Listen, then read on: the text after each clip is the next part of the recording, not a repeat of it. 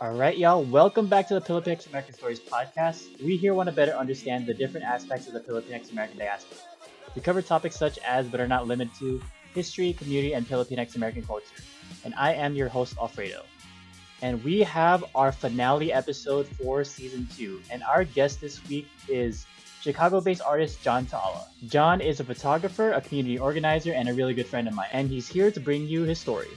This was such a unique conversation because I've known Jon for about a year and a half now, and we haven't gone as deep with his art form before, so it was really exciting just to hear all the little nuances of how he processes photography and just how he views the world through his own lens.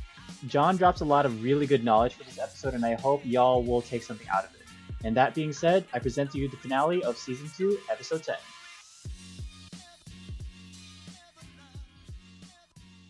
What's up, everyone? We have another amazing episode, and our guest today is a photographer and a teaching artist based out of Chicago. What's up, Jon? How are you?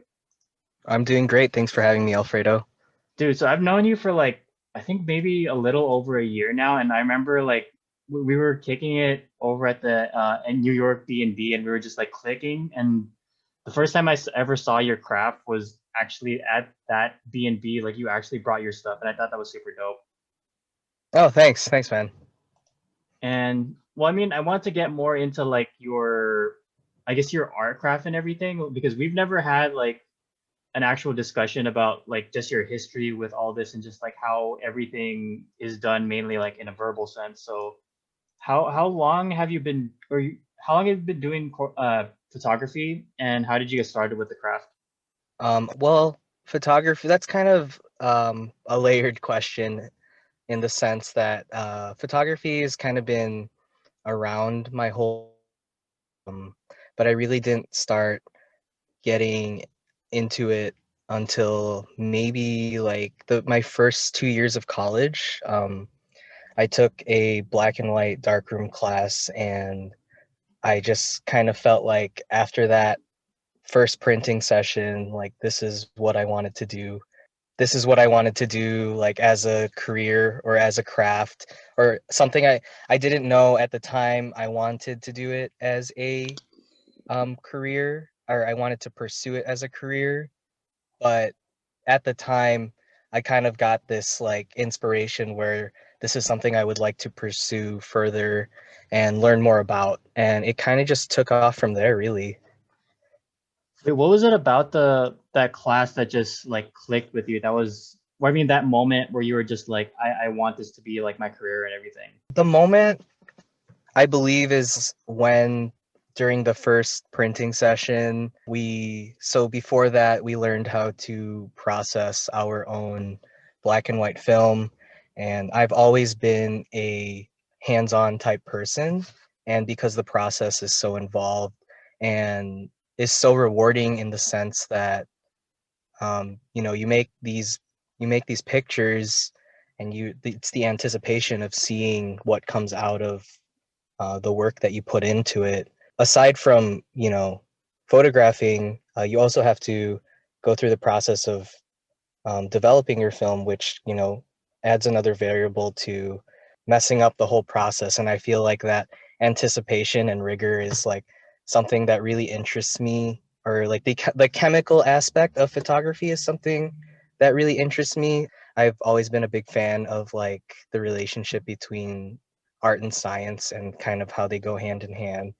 And what a lot of people don't realize is that when it comes to photography, there's a lot of science that comes into play to make it work, especially when we're talking about the origins of analog photography, or using film, or being a film-based film, using film as a medium in photography. So after like processing my first roll, I didn't get a lot of good pictures, but like doing it and seeing the possibilities got me excited. And once that film was developed, like once the film is developed, you have the negatives, and then you print those negatives. So I remember during the first session where my professor was going over printing, I remember doing it for the first time and putting, it's a 3 bath process. So there's like when you're printing, you put the paper in the developer, and then you stop the development in the stop bath, and then you make it light safe in what's called fixer. So you put it through this 3 bath process, but in a dark room, which is it's illuminated with like an orange light or a red light. When the paper goes into the developer, you can actually see the image kind of fade into existence out of nothing. And that was kind of like the magic moment of where I was like, is like the alchemy behind photography is like what really interests me, like the process behind it. Because before that moment, I always thought um, photography, and in a sense, photography is about the final product, the picture. But what really got me into photography was the process behind getting to that final picture. Ooh, I'm really happy you bring up this specific part in more specifically with film and everything because that whole process is not something a lot of people I would say like get into or actually do unless they're actually into film photography or even if they have like the resources to do that and everything. And this is actually bringing me back a little bit to I guess like my first photography class in high school and just that whole process. It's not I wouldn't say it's tedious, but it's definitely something that feels rewarding because it's like, yeah, you could easily get that shot or whatever, but then you actually putting in the work to print that shot, develop that shot is like I don't know, there's some kind of pride that comes with it where it's like, yo, you put in work like every single step of the way. I mean, was that same feeling? Yeah, no, totally. That was the same feeling. I mean, when I explain the darkroom process to my students, I kind of use cooking as an example. I was like, cooking, you know, everyone can make this one dish, but if you all make the same dish, they're all going to taste slightly different. And that's kind of like how I feel about printing in the darkroom and, chemical photography is that, you can give everyone the same negative, but they're all going to interpret it a different way through the printing process. Um, I'm sure, like, us being part of, the Filipino diaspora, we all have our favorite dishes and everyone makes them differently. But, we always have that question, right? Who makes the best adobo, like, or who makes the best kare kare, right? So it's like, um, it's kind of like the same concept. It's like, oh, when it comes to printing, it's like you print with kind of you print with feeling. It's all kind of it all comes like the way a picture looks or the way you manipulate it in the darkroom using light and silver and chemistry is more of a feeling than anything. And I know that kind of sounds really cheesy, but you can be as technically proficient as you want to and understand how everything works each step of the way. But if you're not in this, like going back to the cooking analogy, like if you're not tasting your cooking as you go and modifying it with like the right spices and changing the levels of ingredients that you're adding to it, you're not really personalizing the process to your own vision of what you want the outcome to be. Ooh, I'm really happy that I mean this is something that you bring up like quite a bit, even just like outside of the classroom and everything. I mean, this whole analogy thing when it comes to relating photography to so many different things makes it so much more, I want to say digestible in the kind of sense for people who don't really understand it. So just having that analogy with food and just the whole process of it and just trying to I guess maneuver your way around like different parts of it is very like insightful, and I'm happy that you bring that. But going back more into like film photography and everything, what is it? I mean, you might have like already talked about it, but like in terms of like what draws you to it, like what is the difference between that and say like digital photography or any other form for that matter? When it comes down to the bare bones of things, like a picture is a picture and it doesn't really, I personally don't think it matters what you use get to the final to get to the final image or the final product that you want to see. What really interests me about film specifically is that I enjoy the process. Like it's really fun for me to um the kind of discipline and rigor that goes into waiting to see your pictures and bringing them to life via the printing process. I enjoy the process behind using film as a medium because there's so many things that can go wrong, and it just makes the whole process and end game more rewarding. With I feel like there's a big issue with instant gratification nowadays in our culture. um we're always like wanting to see results so quickly that we don't really take the time to sit with what we've made and really kind of think deeply, like on a deeper level of how it will be perceived by other people, but also how do you perceive your own art form. And I feel like the natural hindrances that come with shooting film really makes you kind of take a step back and think. Because if you bring it from beginning to end, you know, you have to put the film in the camera, you have to make the pictures, you have to develop the film yourself or send it to a lab, you have to get that film back, you have to proof it because it's inverted, because it's a negative usually, and you have to select the ones that you actually want to print because it takes time to see the pictures that are actually worth bringing all the way home through the printing process. So once you select the images you want to print, you actually have to spend time printing the image to, the way you want it, the way you envision the picture to begin with.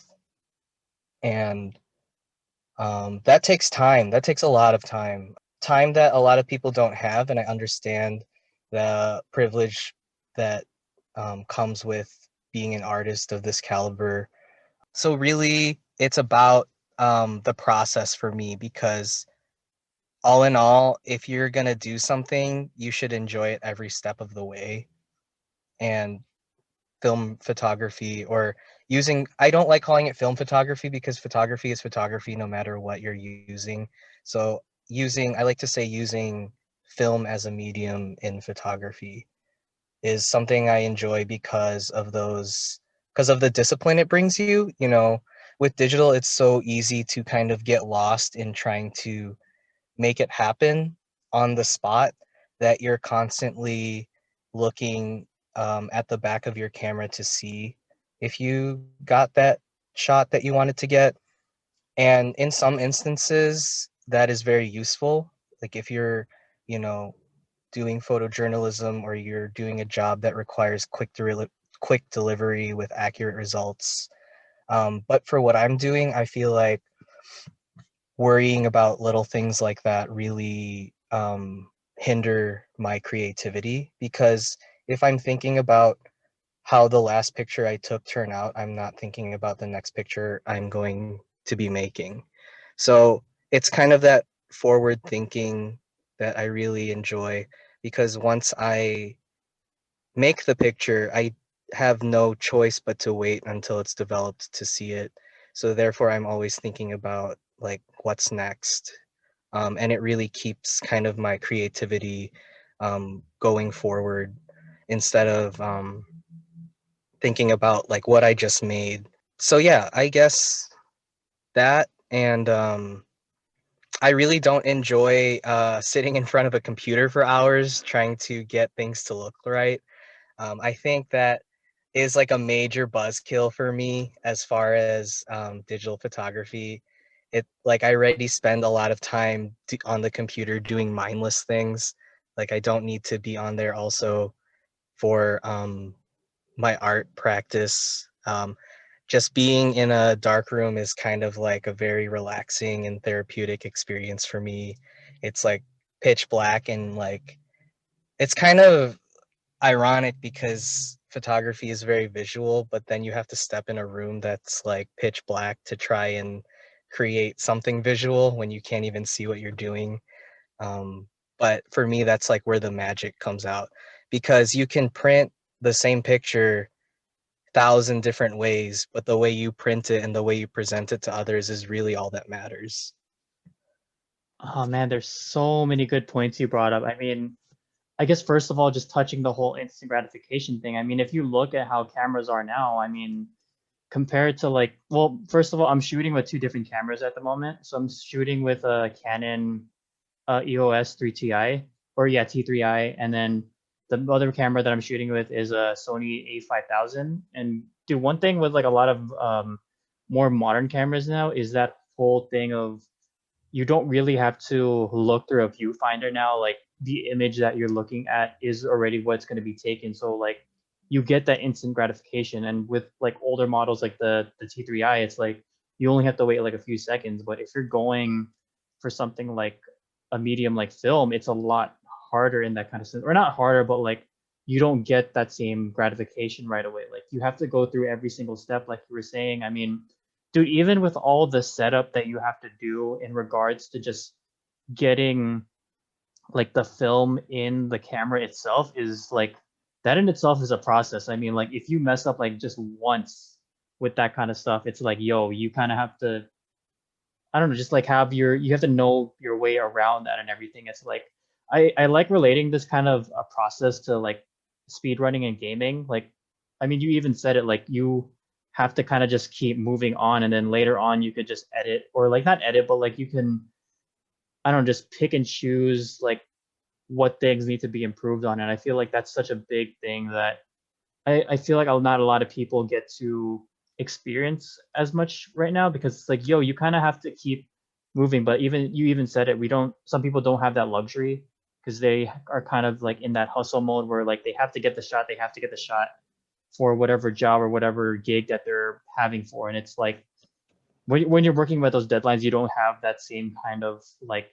time and everything, which sucks. But like when you're thinking of it more from like an artist perspective in that kind of sense, like going through every single process means like the world, because it's like when you get to that final product, it means way more. Right. Yeah. And it goes back to, I always tell my students, it goes back to that age old quote, what's the best camera? Well, the best camera is the one that you have on you right now. And the best camera that you have on you right now, and most of us these days, is our phone. And, what's great about that is everyone's making pictures all the time. I make pictures on my phone all the time. Like, I love Instagram and I love being able to kind of just like make a record of something when I'm like walking by, or like I see something interesting. It's nice to be able to like have my phone on me and pull it out and just get that quick shot. And it's different ways of working. Like, I enjoy both, but I really feel that um what I appreciate most about photography in general is the way it's presented. And traditionally, the final presentation is a print or in a book. It's like a physical medium. And I really think that there's something to be said when you take the time to finalize an image and, um, finalize an image in a print, because there's so many things a print does. It's a fixed scale, it persists, it's there.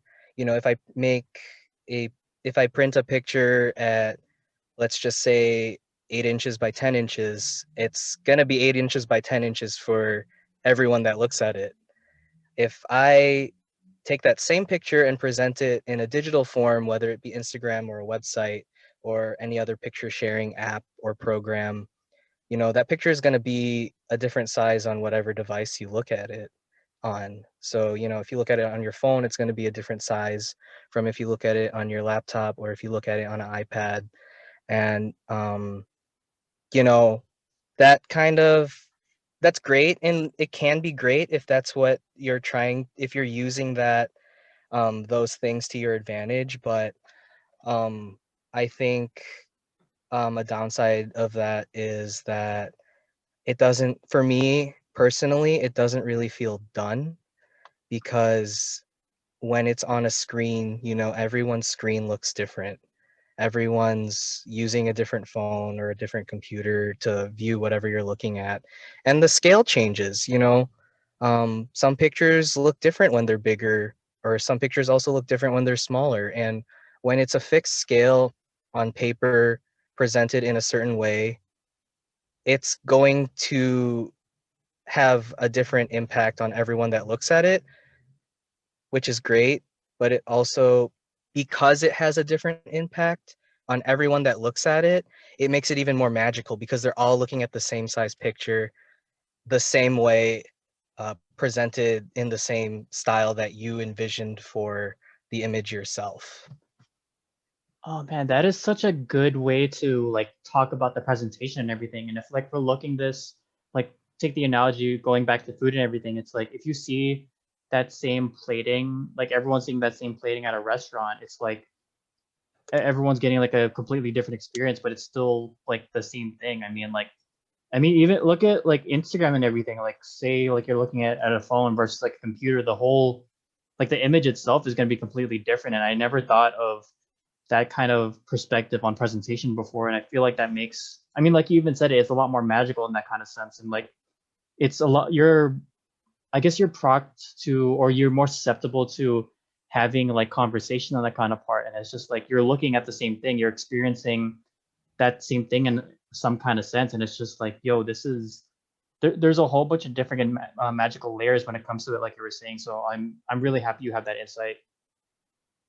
Yeah, it's that's what really is kind of the magic of photography. The magic of photography for me is the print, because like I said, everyone's looking at the same thing, but that same thing is evoking thousand different emotions to different people. Um, and it's really interesting to think about because we don't really print anymore, um, as a culture. You know, you and I, who grew up in the era of having like kid pictures like processed at like Walgreens, and getting those 4x6 prints back, and then our families would put them in like photo albums and whatnot. You physically have to pull those photo albums out and look at them. Like you can't, and at times it can be very inconvenient to look at them. But I think that's what makes it that much more important, is that we do look at those photo albums. We do make time to pull them out and look at them. And that, I feel like, today is like really lost. If you think about it, a 4x6 photograph from Walgreens, that you have of like a baby picture of you or something like that in your family album is bigger than your phone. And like, what does that say about how that's presented? Um, with my students, I notice that since they are of a generation that didn't have that and didn't grow up with that, they really appreciate the darkroom process when they're learning it and doing it, because it takes so long that when they finally get to the end, they're so appreciative of what they've made that they kind of have a new perspective on the way they see things, in the world when they go out with a camera. And to me, that's like really the sentiment I try to pass down when I'm, when people ask me about how I feel about photography. It's really like I'm selecting things that I want you to see how I see them.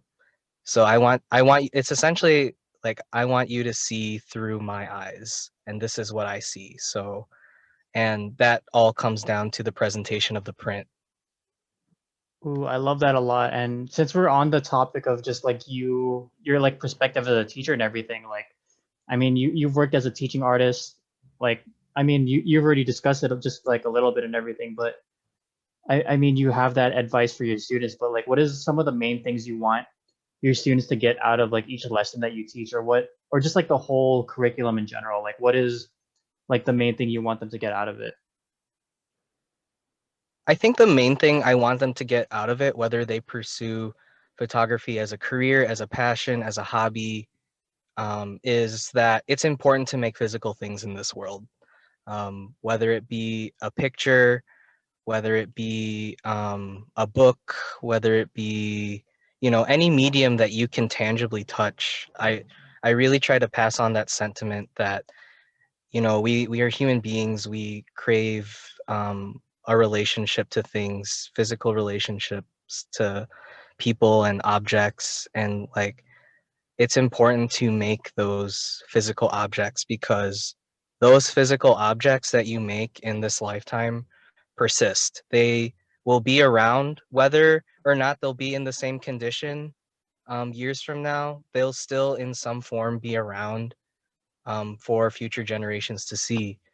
If you think about like museums and how they have, artifacts from thousands of years ago, those are physical objects that have been found. Maybe not in the same condition as they were made, but it's an insight into how people lived and how, you know, they interacted during that time period. And that's kind of what really, I guess, really is off-putting for me about digital as a medium is we're so saturated with different types of photographs, and everyone is a photographer today because everyone owns a camera because it's on our phone. And but we're not keeping a good record or archive of those images. They get lost and they're not um, kept in sacred family photo albums, physical photo albums like they used to be, and no one keeps track of where they are. I probably have over 9,000 pictures on my camera roll on my phone, and have I really actually looked at them? Maybe like at right after I took them, and maybe after I shared them, but I don't really go back and revisit them at all. And like, what does that say about our culture to future generations to come? It's really like something that I think about on a daily basis when I'm making my own work. Honestly, that's such a big thing to think on and everything because like I mean, if you think about it, like there could be a moment in time where Instagram or Facebook could just completely wipe and all that data is lost. And Right. all those pictures could be lost like super easy. Like you can easily like format a freaking like card or like just the stuff on your phone and all that stuff is gone. But if you have something like a physical photograph, and I'm super happy that it's also like almost the holiday seasons right now because that's usually the time when I look at them way more and I feel like I mean you can't cherish something that's digital as much. I get it, it's accessible and everything, but something just hits different when you have like that physical thing, and I 100% agree with that. Yeah, and I think there's such wonderful things that digital has brought us. Like it's made photography more democratic, it's made it more accessible, it's reached a wider audience, and all of that good stuff. And it's even helped out in archiving and restoration, like pictures that are damaged. You can easily there's restorative artists who digitally manipulate them to make them look as they originally were. And I think that's a really, really important thing that needs to be acknowledged about purists within photography, is that digital's not like this evil thing that's like throwing away like the old. It's like, just because it's kind of like when in photography's early days, when it was being discovered how to make an image permanent on paper. um, you know Painters were really worried that they would be out of a job because this new medium is coming in, that's faster, more accessible, and is more accurate depiction of what they are doing. But I really do think that as time goes on, um, things like film and digital can coexist peacefully, and I really think that there's a lot to be explored within that. you know like, I would be a hypocrite to say I do know digital work, because like, how would I even present my work online if it wasn't for the technologies of like a scanner, or like a copy stand, like a digital camera, right? So really, I think it's all about using the best tool for the job. And I really think for me, the best tool for the job is still a film negative, as the the starting point. And at the end of the day, I really do hope that harmonious relationship will, I mean, will coexist a little bit more. But yeah, just I guess switching up just gears a little bit. I mean, we're still currently in a pandemic and everything, and especially with artists now, work has been either difficult or has been adapted in some kind of way. So I'm just curious, like, how has your own personal work or just work as a teaching artist been affected by the pandemic? Um, with my own personal work, I feel like it's harder to find motivation to kind of work on it more consistently, considering that the avenues for output are um, not as accessible. There aren't a lot of like spaces to exhibit regularly. People aren't having openings or whatnot. But I've taken this time to work on images that I have not um, printed before, or also been continuing to make new pictures here and there, um, with the hopes that one day I will be able to um, share those in a more public setting. But for now, I have kind of just been focusing on working with what I already have. Um, I'm never I'm never ever in my life going to be caught up with printing my images because I just make so many pictures that it's hard to keep up sometimes. But I've been kind of revisiting old work and seeing if there are images that I kind of either didn't see potential for, but now I do. And that's the kind of like also one of the things I really appreciate is some pictures get better with time when it comes to photography. Just kind of like how, we all get older. So like the pictures from like our younger days, they become more valuable and in a way, but they're also priceless. So I've just been kind of like looking at a lot of stuff that I've made to see if those pictures have kind of like looked better with time. And then like the ones that I do find, I've kind of just been working on printing those. Dude, it's actually super dope because like now I'm actually hearing this process a little bit more. I mean, you keep like all your negatives, right? Oh yeah, definitely. And it's just like, yo, I mean, being able to revisit that or even just try to figure out ways to maneuver that is like so dope because like we don't have those kinds of things with digital. I mean, again, there's a lot of accessibility with it, a lot of good things with it, but it's like you never really think about how well, a lot of people don't really think about how they can revisit an old image and just see what they can get out of it like later on, like even much later.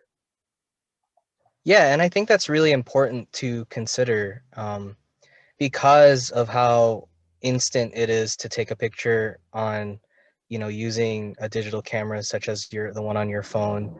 Is we don't really give it a second thought if we don't like it right after we take it, right? But the thing about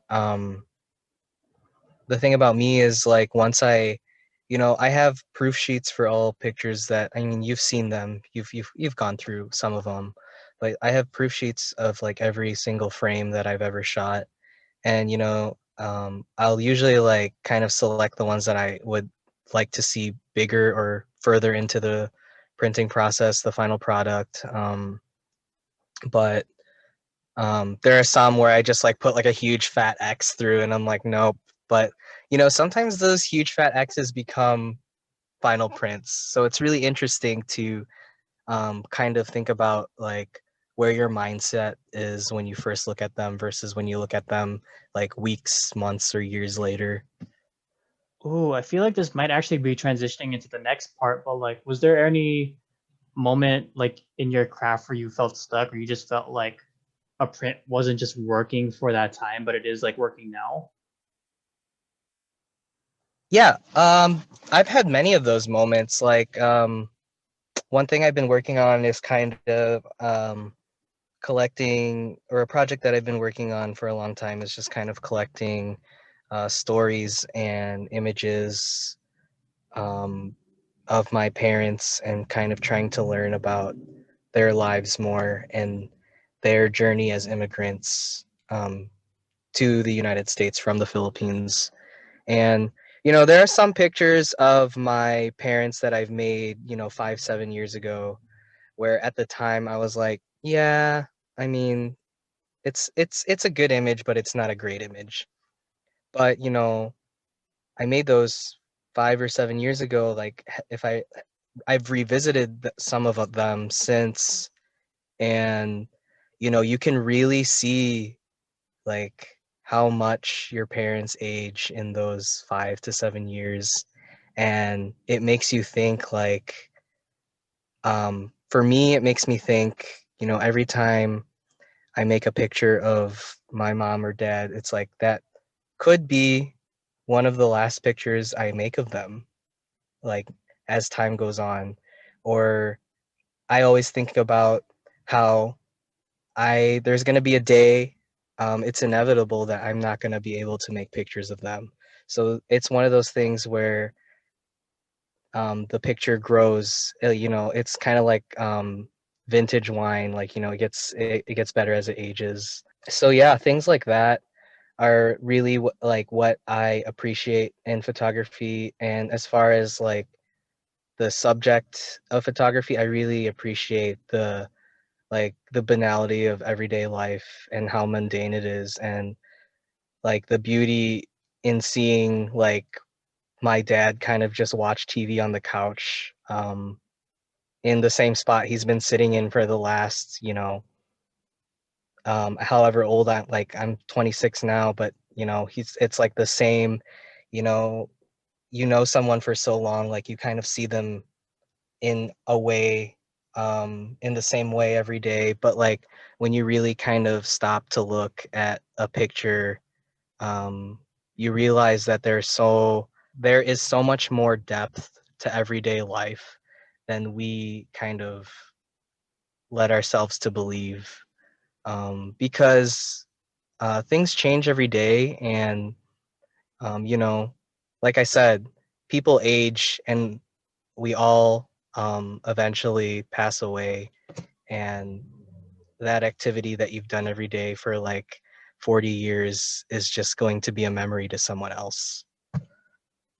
Dang it, it just gives you a little bit more appreciation of just those older, like, I don't know, those older projects, those older photos and everything. I've seen some of the work that you've put out. Like, I mean, you brought that whole little that what was it, that thing called, that you basically just brought a lot of your photos to that B&B when we were in New York and everything, and just hearing you talk about this a little bit more brings a lot more depth into, I don't know, just basically everything, because it's like when you look at something like years later, it just, I don't know, something about it is more, you have a little bit more appreciation like of that time, and just whatever things were going on, whatever kind of like, I guess, negative feelings were going on at like whatever time, like they kind of just wash away, and you're just thinking about like the good stuff, like the little nuances from that moment and everything. It's like that's super dope.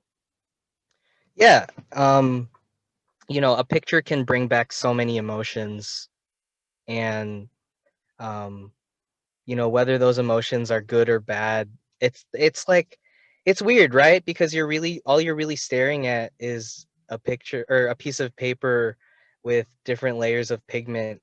Yet um we are kind of we're like, as human beings, we're weird in that sense because we react, right? um if you showed a picture of yourself to your dog or something like that, they would not react to it because they know that it's not real. It's a piece of paper. But like, for us as human beings, like it's such a weird concept that I like to think about, is that it's really like, if you take a picture of a person, or make a portrait of a person, they're not really in that picture. It's just like kind of like an idea of that person. But I might be getting like too philosophical here, but um, uh, like a picture can evoke so many emotions, and I think that is so wild to think about, right? Because like I said, it's a piece of paper with like ink on it. Like it's not like where is the meaning in that? Like, but yet it kind of sparks like such a powerful emotion or a powerful memory in that sense. I mean, like you said it, dude. Like this photography, in a sense, is magic. Like we don't really. I mean, it is a piece of paper and everything, but it's like, yo, there's something about that moment that you're looking at that just, I don't know, gets you to feel some kind of way and everything. And just, I mean, this just reiterates the whole magic behind a photography that a lot of people just need to hear about a little bit more. And Right. yeah, so we've reached our mid-episode segment question, and this is basically where I just try to gauge where people are at in terms of what they want to do in the future or if they're working on something big now. So, is there any kind of dream project that you have in mind, or is there a next big project that you have coming up soon? As far as next big project, I'm still working on photographing my parents here and there when I can. Have been like doing a lot more, working a lot more with archival imagery, such as family photos, seeing how that fits into the project. Um, Considering it's like a pandemic and I don't get to see my parents as often.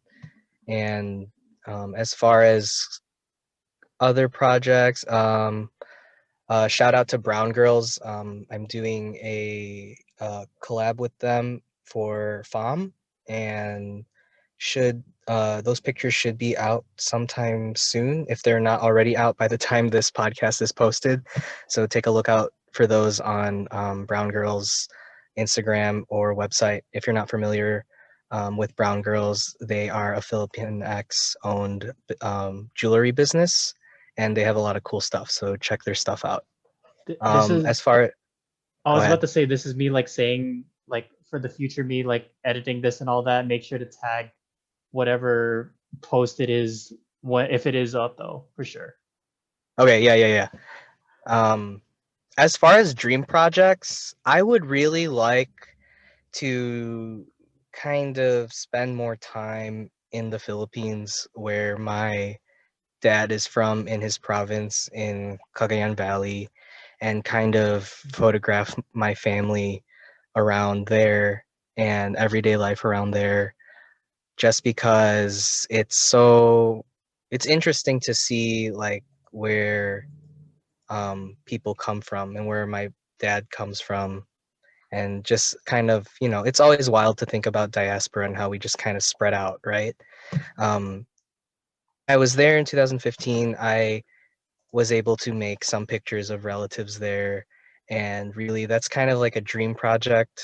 I don't know how feasible it is with the life I live, um, just because it's so far away, but never say never, right? Heck yeah. So I guess switching up gears a little bit just to like the last few pieces of like questions and everything. It seems like you were already answered some like good things about this, but just want to really bring it full circle and everything. But I mean, what is your process when it comes to capturing images? And I mean, this next question also goes into that, but you've said this before, but what does it mean to capture something that already exists? um I like to think of it like as an act of it's like a selfless act of love in a way, because it's like you're making a record. You cared enough. First of all, you cared enough to make a record of that person or that thing or that object, um, for it to persist through time, whether it be online or printed or in a book, in a family album. You cared about it enough to make a record of it. So I guess, what does that mean? It can mean a lot of things, but to me, it means that um, I think that's what makes us as human beings special, is that we kind of establish a relationship with things that don't persist, but we try to make the sentiment persist through time. And in regards to photography, that's like family albums. You know, my I've never met my great Lola or my great great grandparents on both my sides of both my parents' side, but to be able to see pictures of them and to be able to hear stories about them is really kind of like a magical thing. It's like the alchemy behind pictures, kind of like how I was saying earlier, how it evokes emotion, even though it is just a piece of paper with various colors on it.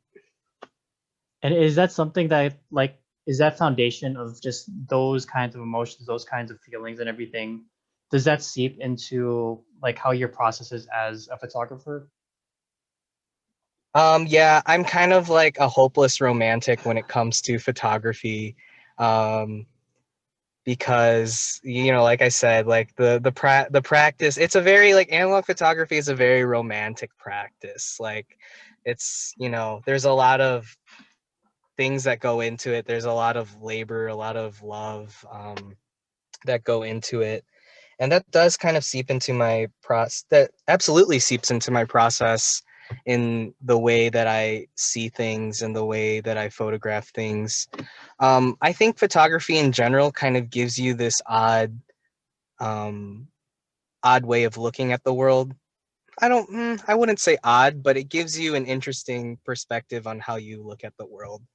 Because while somebody may just see a person standing on a corner, for example, you know, should you make that into a picture, that person is immortalized somehow, some way in um, in time, and just really kind of interesting to think about how, you know, kind of like how I've been saying this whole time, not to be so repetitive, but just kind of how it persists and it just stays. I mean, as I'm talking to you, I'm watching this dude across from me mow the lawn, and I'm just like, wow, his shirt matches the lawnmower. They're both red.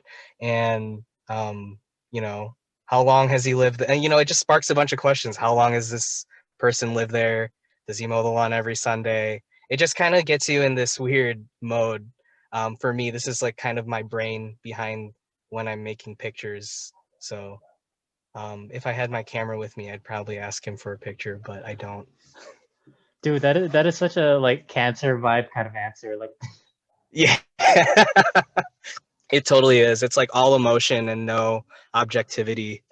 no, but I mean that like I'm happy that you bring out that kind of vibe because it's like I mean you already have that layer when it comes to how you see these kinds of photographs and everything. I mean that's essentially what photographs are supposed to give you. Like they're supposed to invoke some kind of emotion. I mean, as repetitive as it sounds, it's just like I mean, if it is repetitive, then it probably means something. So I guess Right. just yeah. So just going into the last question and everything, and just to bring it full circle. But like, what are some things you want people to understand when you're producing like these kinds of images? I don't really have any expectations for how people see my work. You know, you can kind of direct your pictures in a way, um, you can make them look a certain way to try and evoke a certain emotion out of people. But really, in the end, what I want people to understand about pictures and photography in general is that there's a lot that goes into it. There's not just even if you never print your work, photographers that are solely digital based and screen based, um, we put in a lot of thought into making pictures and how things look. Like I said earlier, you know, it's kind of like um, there's an assignment that I had when I was in college. It was like a photo walk assignment, and it was essentially the assignment was to walk, uh, walk around with your camera, but like not taking the route you usually take to get from A to B. And it really shows like with that assignment, like what did I learn? I learned that, you know, if you kind of like open up your perspective or put yourself in situations to see new things. There's so much you can get out of it, and that's kind of, I apply that to my own practice in the sense that let's not always make pictures in the same place, or let's not always photograph things in the same manner. Like, try to look at it um, from a different perspective or a point of view. I mean, like me photographing my parents, it can sound really monotonous if you've never done it, right? I mean, they're your parents, you've seen them your whole life, they do the same things every day, but it's the way you see them do those things every day that changes. Like, your mom may do the dishes every day, but as time goes on, you may notice that her hands are not as strong anymore, or she doesn't hold herself upright in the same way she used to, or you notice that she may be just getting a little slower at doing things. It's really just kind of an observation. The way I approach photography is just an observation of things that I already know, um, but it's really thinking about what that observation means to me, if that makes sense.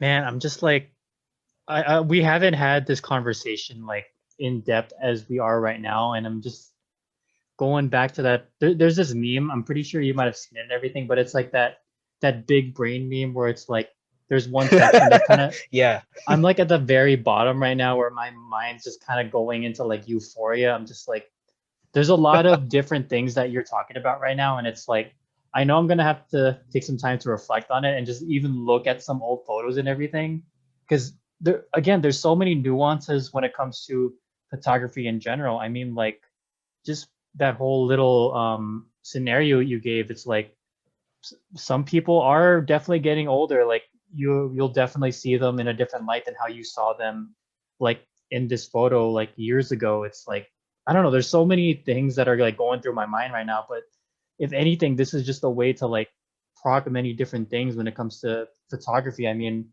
pe- people kind of say it, which sucks, where, oh, it's like, oh, your job's kind of easy, like you're just pushing a button, but there's so much that really goes into it, and it's not just pushing a button or whatever. Like, you're observing, you're trying to like grasp the emotion behind it. Like, you're taking so much time to get that image, like, whether, I don't know, whatever you're trying to invoke. It's like it takes a lot of time and it takes a lot of work, and I'm happy that you bring this up, because this is, at the end of the day, it's like just like anything else. It's like it takes time to get to like the image that you want to get to, regardless of how long it takes.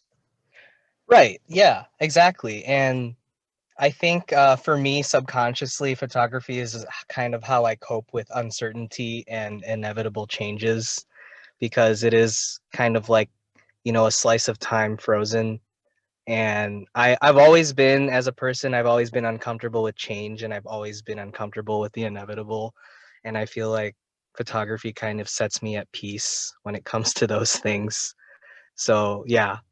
Oh, I love that. So we've actually reached to our last little section here on the episode. So this is usually like an advice section where our guests give some kind of advice or little tidbits about their craft or just like anything in general. So the question that I have for you is, what kind of advice would you give for someone that's just starting out with photography? Um, what kind of what kind of advice would I give someone starting out in photography? I The kind of advice I would give is to just try a bunch of things, like even things you think you wouldn't like doing. Like, for me, like, my artistic approach to photography kind of came out of me not liking other aspects of photography. Like, I don't really like doing commercial work. Fashion work kind of seems like a drag. I don't have the rigor to be a wildlife photographer. Product photography is boring. Why should I care about socks? Um, so, like, for me, it's like photography, there's a lot of my emotion that goes into photography, so I only really photograph things I care about. And that may not be you, so really try and find what you enjoy about photography. What some people really enjoy about photography is the post-production aspect. Some people really enjoy retouching other people's images for a living, and if that's you, great. But You'll never know unless you try doing it. So I guess all in all, don't try to find your look or find your voice so soon. Try a bunch of different things so that you kind of expose yourself to everything, so that you're not quick to corner yourself into a certain style or a certain genre or a certain type of photography. Just really just go out there and make pictures that you want to make, essentially, and everything else will kind of fall into place. Oh, okay. So after like this episode's gonna conclude, dude, I am gonna take some time just to reflect on that because yeah, dude, there's so much things that you just said in this episode and just like with that advice section alone that's making me think a little bit more about like my own photography journey and just getting back to like the basics of really what I want in it. So I'm super glad that you came out today and just had this little talk. And it's dude, thank you again for like having this amazing little vibe for this episode, and I really appreciate it. Yeah, thanks for having me, Alfredo. Really appreciate you asking me to come on. Heck yeah. So before we end off this episode, is there any like plugs you want to give, or are there any kind of shout outs that you want to give before we end it off? Um, Not really, but since we're in a pandemic, I hope everyone's doing safe. I hope everyone's taking care of themselves. And for all the photographers listening to this, go out there and make some pictures. Heck yeah. And dude, again, thank you very much for being on this episode. You've been like an amazing vibe and everything. And I hope that everyone that's listening will get something out of this. And that being said, thank y'all for listening to the finale episode of season 2 for the Pilipinx-American Stories podcast. This entire ride for the podcast in general has been amazing. We've had so many amazing guests that have dropped so much knowledge, so much advice, and we just had so many good conversations overall. So if you haven't already checked out the first 19 episodes of the Pilipinx-American Stories podcast, please make sure to go check them out on Spotify, Anchor, Apple, and all the other platforms that are on the public site. And that being said, thank you all again for listening. Thank you for supporting, and we shall catch you on the next season. Thanks.